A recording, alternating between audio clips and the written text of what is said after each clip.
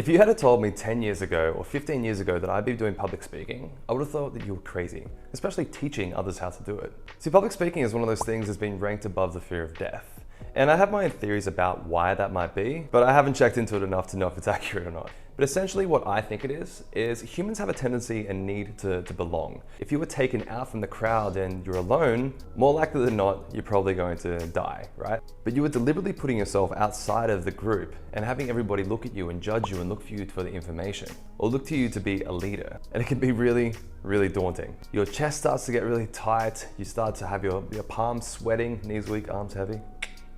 But you have all the physiological responses where your body wants to fight, run, or hide. But the good news is public speaking is a skill and their skills can be trained. So in this video, I'm going to give you 8 different tips to be able to improve your public speaking skills.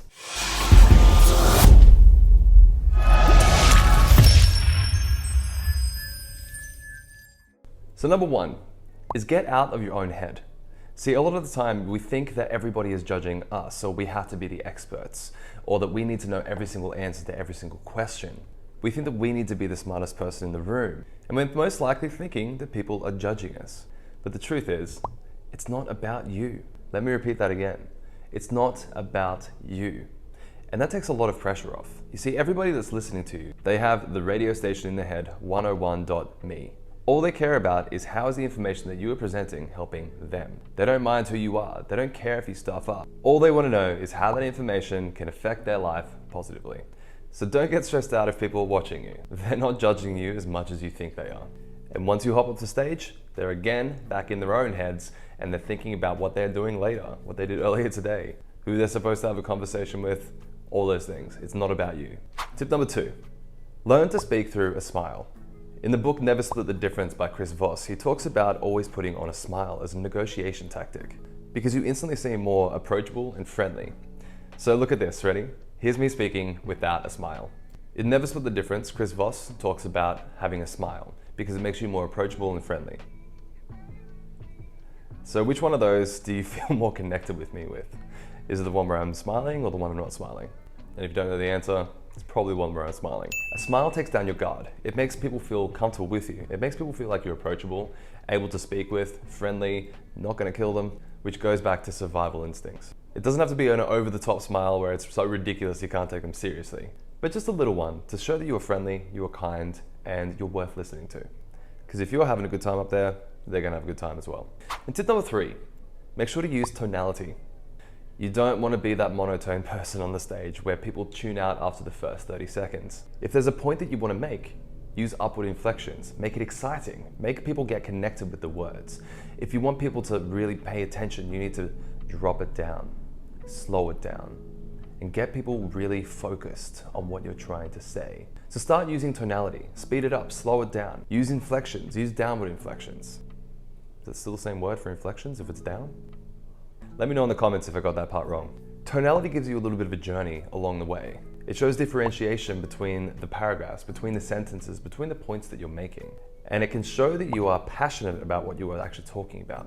Because if you're not passionate about what you're speaking about, odds are the people listening aren't going to be passionate about it either. Tip number 3, make sure to use your own personality.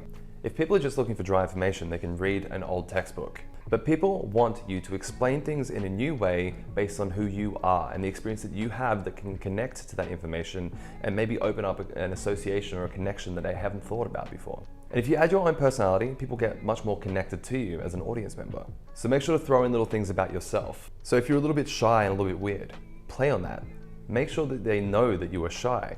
When you hop up on stage, say, hey guys, sorry, it's my first time, generally nervous about this. If you're a little bit weird, put your weird jokes and your weird phrases inside of the speech because that's going to make them remember it better. It's going to make them more connected to you as a person.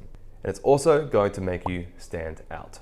Tip number next, make sure to add in stories.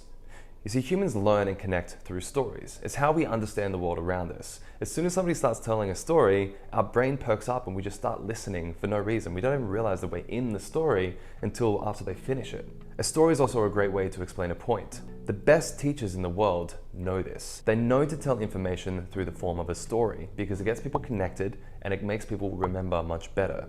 So whatever it is you're trying to explain, use a story to express it. Tip number next. Make sure to use emotion throughout your speeches and presentations.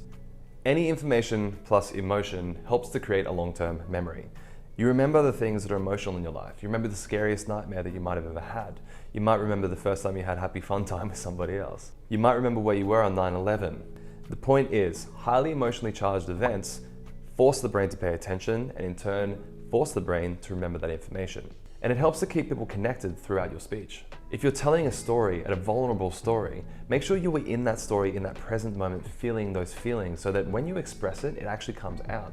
So that people watching think, wow, I can relate to that because I've experienced something similar to that. If you tell a story about something really bad and it's just factual, people take it just as fact. They don't actually get connected to the information. So whether it's positive or negative information, it forces the brain to pay attention, so use emotion as often as you can. Tip number next. Well, as a memory coach, this is one that I will always tell people not to do. Please don't read from a script. Scripts are the best way to make people not listen to you. If you're sitting here like this reading from a script, you're reading across the page, maybe you're trying to use a little bit of tonality to make sure that you know what you're talking about a little bit. But when you're doing this, your eyes aren't looking at the audience, and people don't think that you know your content very well. So don't read from scripts. You can use basic memory techniques like memory palaces to remember scripts in great detail. You can remember them word for word, or you can create a bullet point checklist, if you will, to go through your entire speech just from checkpoints in your mind. And if you don't want to memorize your script completely, make sure that you at least understand the content deeply. Because this way, when people ask you questions or you get a little bit sidetracked, you understand the content so well that you can come back no matter where you are. So make sure to spend some time preparing. I think it was Mark Twain that said, it takes me about 3 weeks to create a really good impromptu speech.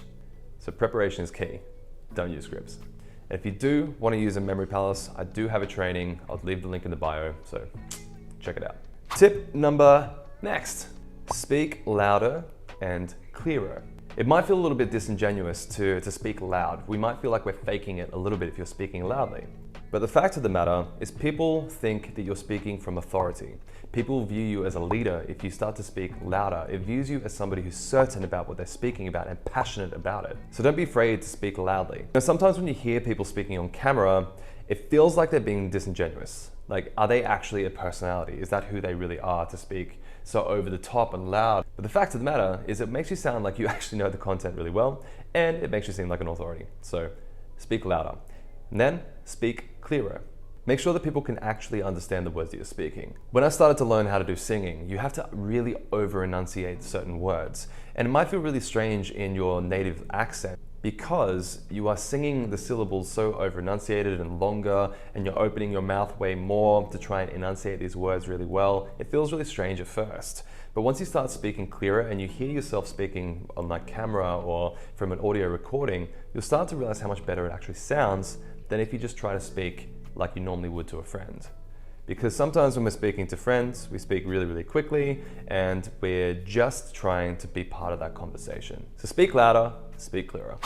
And bonus tip, by the way, speak slower and learn to pause more. You see, it feels really weird if you speak slowly because we feel like the audience is checking out, like they're not going to be paying attention. But the truth is, it actually gives people more time to process the information. It can also be used to nail a point home.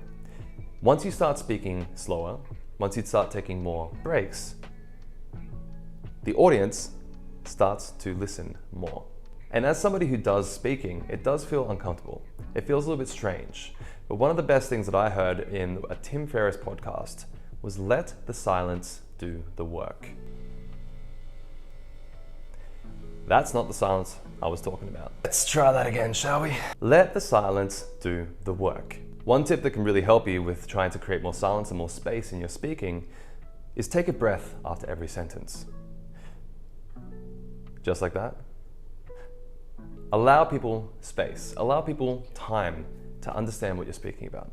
Because if you're trying to rush through your speech, whatever you're trying to talk about, whatever point you're trying to make, if you're rushing through it, people aren't going to take it seriously. People are going to think that you're just trying to get out of there, and maybe you're not passionate about what you're talking about. Maybe you might feel squirmish. Maybe they'll see you as somebody who's not authoritative. So learn to be comfortable with silence. It shows that you can command that space and that you are the expert and the authoritarian in that space. It also helps you to slow down your body so that you don't feel anxious. and it also allows you to think clearer when you're on stage. So, those are my 8+1 tips on public speaking. If you're enjoying this content, please make sure to like and subscribe, share it to somebody it might help. And if there's anything you'd like to hear or learn about on this channel, please make sure to comment it below in the comment section and I'll get back to you. But until next time, I'll see you next time. Peace out.